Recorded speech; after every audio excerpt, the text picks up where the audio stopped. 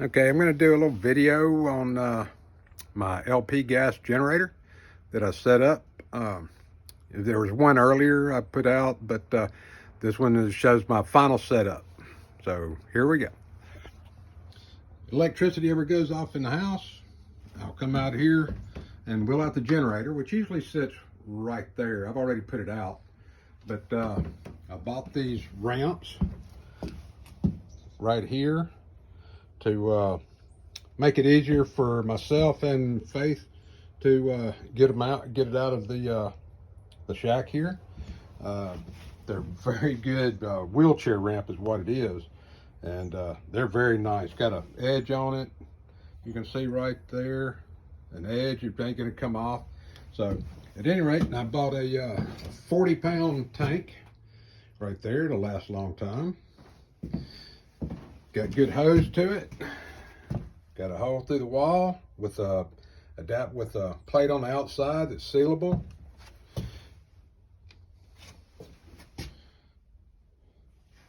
So you got that right there. It'll run through the wall right here.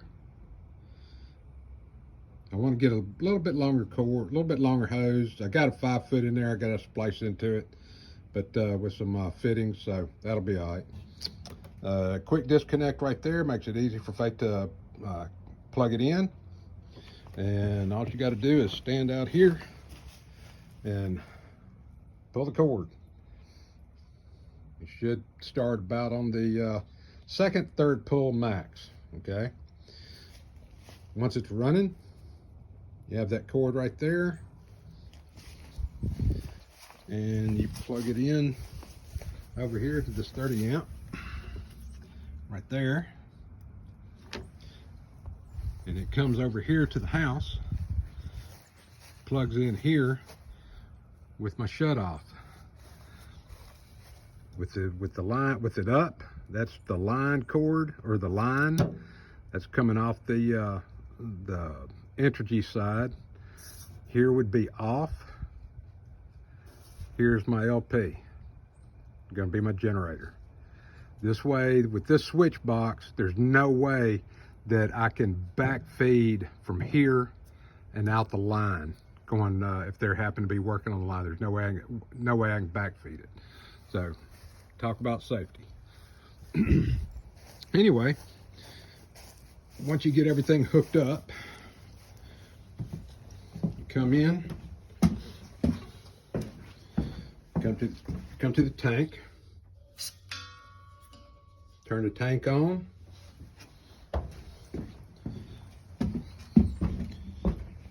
come out here, this valve here in line with the hose, gas to the generator.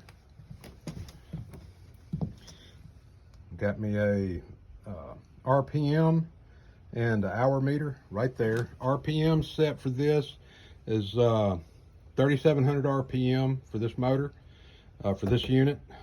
Most all of them that I've read and watched on YouTube is 3,700 RPM. And what that does, 3,700 is 61.5 hertz. It needs to be at least 60. 61.5 is, you don't want to go much higher than that at all. And then on the volts, it'll be 120, 125, something like that is what you want, because when you put a load on it, it's going to drop. When I say load, once it gets hooked to the house over there, that's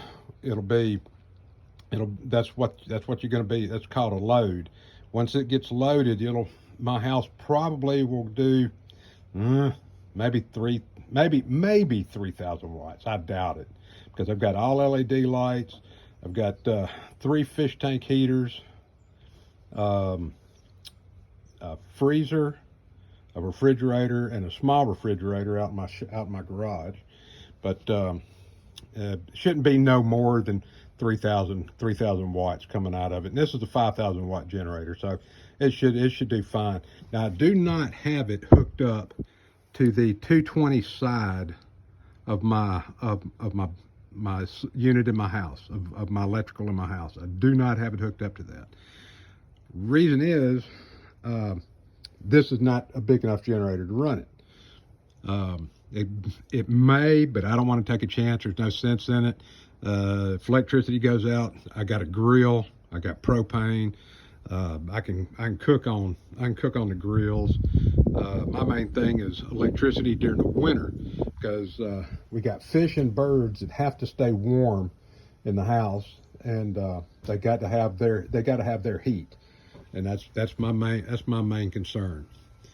But I don't, and I've got gas heat, so the only thing that's electrical on my gas heat is the starter, which is 110. And once the gas starts, it turns off, and then the blower motor, which is 110. So it's all 110. This generator only is going to run the 110 side of my house. That's it. It'll all the electrical outlets, all the lights, fans, refrigerator, stuff like that's going to run. It will not run my AC. It will not run my dryer. It's not going to run my stove. So that's only 220 things that I've got. So at any rate, with that, I've got it hooked up, and I'm going to try to do this one-handed. I don't know, see how well it's going to do. You're going to come back here, and you have that little primer button right there. You press the primer button a couple of times, get the air out of the hose, and prime the system. It's primed. With propane, you do not have to choke, which makes it so good, because this thing actually needs a carburetor on it, but I elected to go with the propane because it burns cleaner. It's going to last a little bit longer in the tank. Propane never goes bad. Never goes bad. You may go out, but it never goes bad. So I got it primed. Let's see if I can do this with one hand or not. There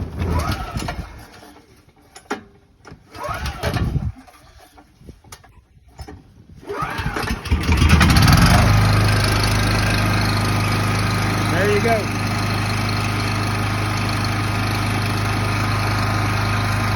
Don't have all the fumes and the gas cooked off. It works well. Don't have any problems with it at all. If I ever need to, it's going to be out for a long time. It's going to have to run all night. You turn it off. You turn it on. What you're going to do is go into the tank. You always want to run the gas out of the tank, out of the hose here. So it's none in the hose. You turn the gas off, and it turns off. So that's it. If we're ever going to be inside, it's going to run a long period of time. We take up the ramp, put that inside, chain it up good. I'll chain it to this one and that one, more than likely, that post. I'll lock the gate, and that'll be it. She'll run the house on that cord right there, the heavy duty cord, and it works. I've had it before when I was running it on gas, and works well, works very well. So at any rate, it works good. I'm happy with it, and I think it's going to do us a good job till I decide I want to get a bigger generator to run 220 side of the house. But that may be way later on. All right, y'all take care. Hope y'all enjoy this little tidbit. Now, well, I did all of this myself. I mean, of course, I didn't make this. I bought all of that. Now then, with that being said, the generator, or the system that I got, is for Briggs, but the problem with it is that the little intake that this goes to goes right here, okay? Now then, when it goes right here, it puts it facing this direction, which goes straight into this, which means if I had to, if I ran that intake for the propane, I'd have to modify this right here. So I elected not to modify it. So what I did was I modified their intake to put it inside this box. I modified their intake and put it inside the box. And yeah, as you can see, it runs fine, no problems. And I hooked it all in myself. Took a little bit to figuring out how I was going to do that intake, but she runs good, works good, and we're satisfied with it. Right now I've got 1.2 hours on the generator, testing it, running it, putting loads on it, and with hair dryer heaters and stuff like that. I've probably had 2,500 watts going out of it. So, and it ran all of that fine. So I think it'll all work out well. So anyway, if you like it, let me know. If you don't, well, you know what to do. Don't let me know. Because I am by no means am I a generator mechanic. I'm not a licensed mechanic, but I do a lot of, if I don't understand something, I find out. I look it up on the internet, YouTube, whatever, and there's a lot of folks out there that has tutorials and stuff like that on hooking this stuff up, converting it to propane and stuff like that. So I've learned a lot, and I've got a couple more videos that I'm going to put out eventually about some stuff that I've had. This little generator right here, that little generator right there wasn't running at all. I'll go ahead and pull it out. It wasn't running at all. That thing, I've had it since Katrina. And this sucker cost me an arm and a leg, but it did what I needed it to do. So, of course, over time, it stopped running. Bad, the gas, the non-ethanol, I mean, it was a mess. So I went through and did one of the guys that I watch is Musty One, and I went through and checked spark, did everything. I even put a little gas down the spark plug hole, and she fired off, but it wouldn't fire off through the carburetor. So I bought me some gallon of carburetor cleaner, and took the carb out, soaked it, blew it out, cleaned it, and I have it cranked her in probably 3 or 4 days, and it's gotten into the 30s at night. So I mean, she's cold. So see if she'll fire off for me. Put it on choke, and let's see.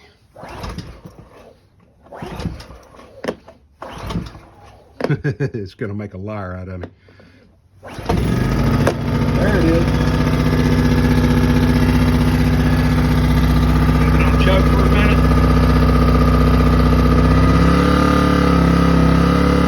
It's cold natured now.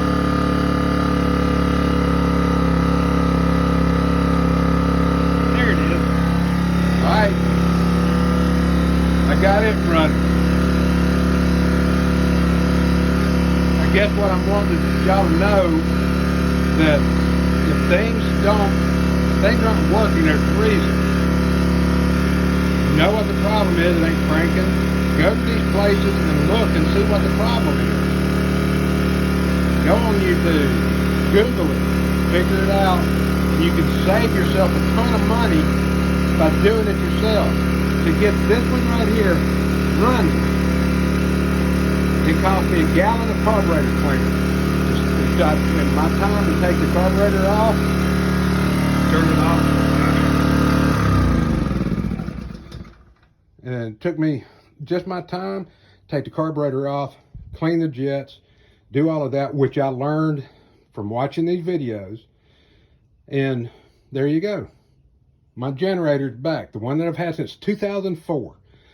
And she's running like a top. She's putting out, I had to do some fine-tune adjusting on getting the hertz correct, getting the hertz done, which is 61.5, and the voltage out of it was about 125, 126. So when I put a load, now this one here is only an 1100. They call it an 1100. This thing does 900 watts. So it's big enough to do. When I had it, it ran a refrigerator. At that time, I was working for a police department. It ran my radio charger, some phone chargers, a fan, because Katrina was in August. So, I mean, it was hot. We had fans. And we didn't lose, I wasn't going to, I couldn't lose food. That's why I got this. It came in tight. I paid, back in 2004 or 5, I paid $700+ for it. It was a lot, but that was the only thing here in my area that they had, that anybody had. That was it. So, at any rate, I've got a lawnmower that I'll show y'all later on that I did the same thing to. Hadn't ran in 2 years. 2 years. And I decided to do the same thing to it yesterday. Second pull, it fired up, and I cut my grass. I mean, give me a break. And I've had people cutting my grass for the last 2 years. So, cutting my grass is dang near about the only exercise I get. But at any rate, I had a good time cutting my grass again. had a good time getting my mower running. That was the main thing. And it just proved that, watching these things on YouTube and Googling it, you can fix things yourself. I did the same thing to my Electrolux front load washer. And I couldn't find anybody to work on it. Nobody. I couldn't find anything to stop pumping water out. I Googled it, looked it up, and saw how they took it apart. I took it all apart. Lo and behold, in the pump, I had about a month before, I lost a itty bitty drill bit. Didn't know where it went to. Well, I guess where it was. It was in the pump. I took it out, hooked it all back up, started pumping again. Didn't spend a dime but my time working on it to fix it. I guess you could call this an inspirational video. You can do the same thing. You can fix your own stuff. If it's too big for you, then of course you're going to. There's things that I can't fix. But things like this that will cost you, it'll nickel and dime you to death, letting people fix it themselves, when you could do it and get the satisfaction out of doing it yourself. There you go. It's nothing to it. Just a little bit of time of watching videos, learning it, studying it, and then just doing it. Getting the right equipment, the right tools to do it with, and then just do it. So, with all that being said, y'all have a good day. Y'all take care. I hope y'all liked this video. I'll do one on my lawnmower later on. Y'all take care. God bless. God bless America. See ya. Bye.